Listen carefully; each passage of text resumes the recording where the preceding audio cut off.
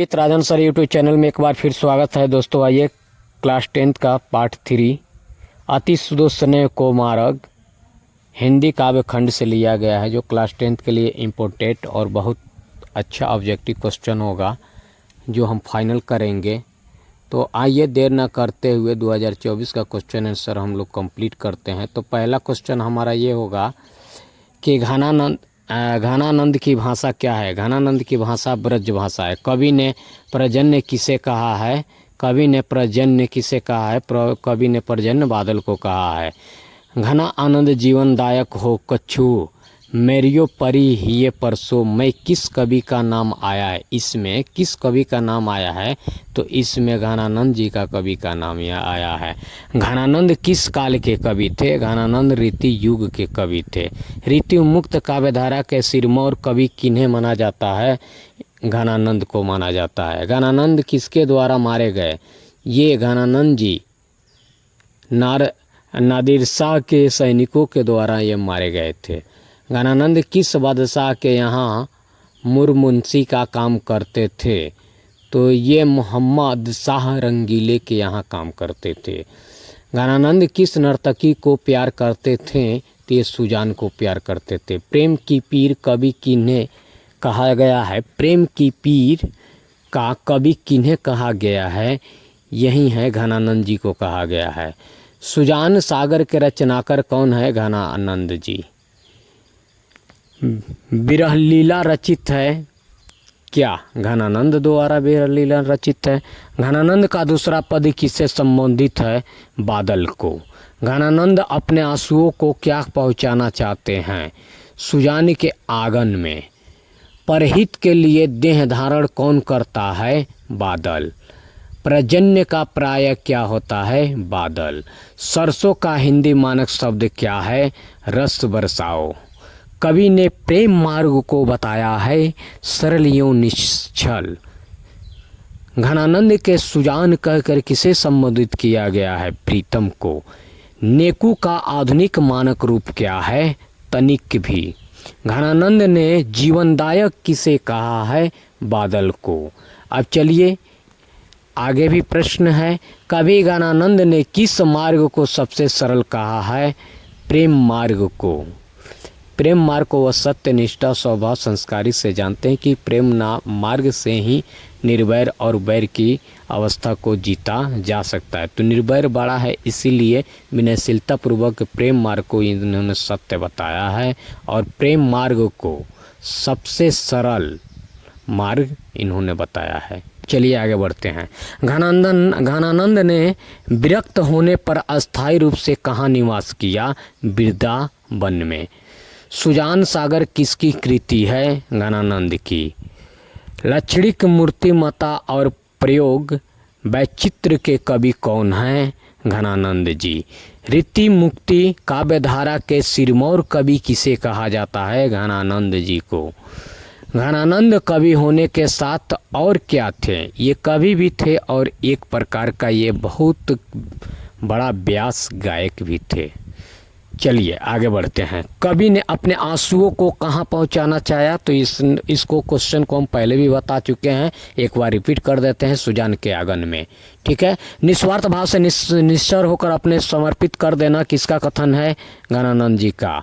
घनानंद की महत्वपूर्ण रचना क्या है? घनानंद की महत्वपूर्ण रचना है सुजान सागर।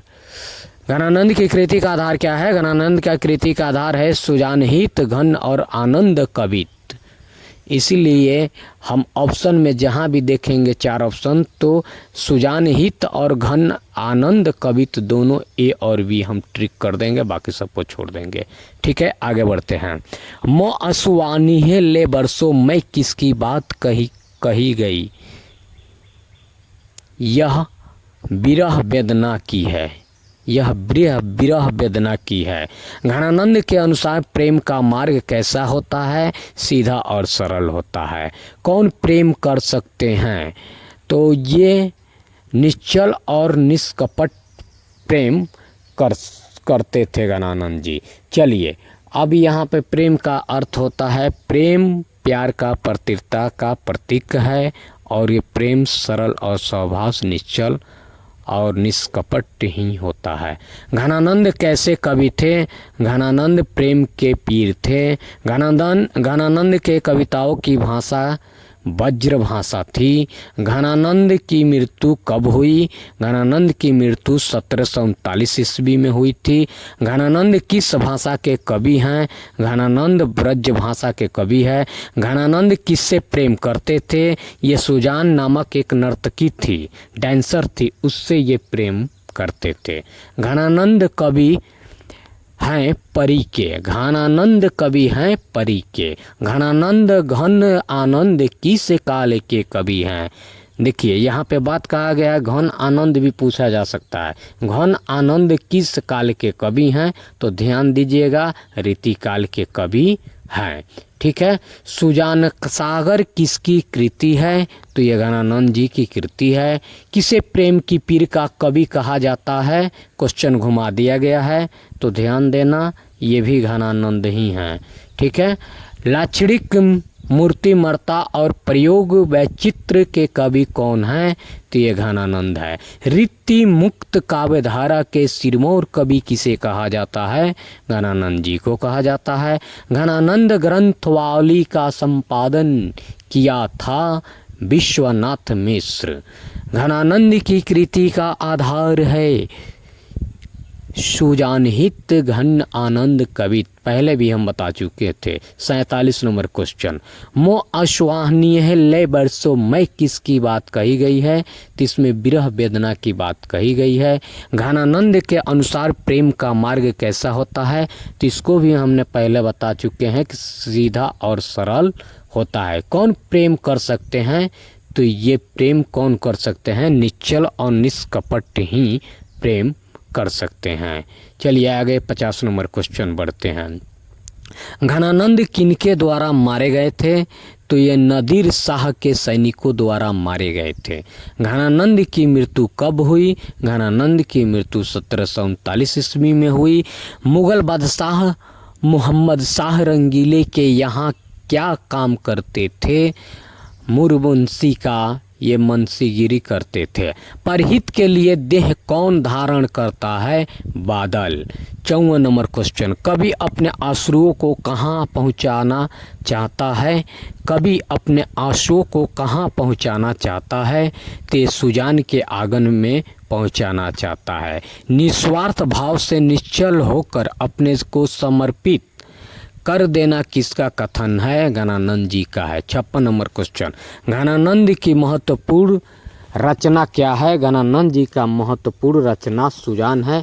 नेक्स्ट मिलते हैं अगले वीडियो MP3 में, तब तक के लिए जय हिंद जय भारत। दोस्तों नेक्स्ट पार्ट हम फिर 1-2 दिन में इस चैप्टर को फाइनल करके अपडेट कर देंगे। तब तक के लिए जय हिंद जय भारत, इंतज़ार कीजिए। हाँ दोस्तों, अगर जितने भी हमारे चैनल को सब्सक्राइब नहीं किए हैं वे कृपया करके हमारे चैनल पर YouTube पे जाइए, और YouTube में आपको ढूंढने की ज़रूरत नहीं है। एक बार बोलिए स्टडी विथ राजन सर, पहला पेज मेरा ही खुलेगा। और मैं ये उम्मीद करता हूँ कि आपका प्यार दुलार ऐसा ही हमेशा बना रहे। जय हिंद जय भारत।